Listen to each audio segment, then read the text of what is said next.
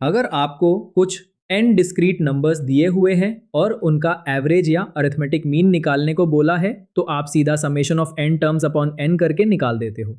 लेकिन अगर हमें एक फंक्शन दिया हुआ है और उस फंक्शन की एवरेज वैल्यू निकालनी है तो वो कैसे किया जा सकता है? ये कॉन्सेप्ट फिजिक्स में ऑल्टरनेटिंग करंट पढ़ते हुए और इंटीग्रल कैलकुलस दोनों में काम आ सकता है। इसे एक एग्जाम्पल से समझते हैं।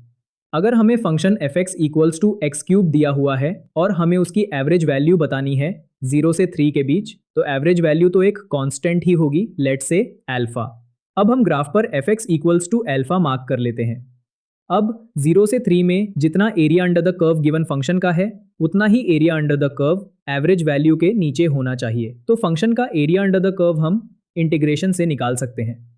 और ये दूसरा एरिया सिंपली एक रेक्टेंगल है, इसलिए area equals to alpha into 3, जिससे अल्फा की वैल्यू 27/4 आ जाएगी।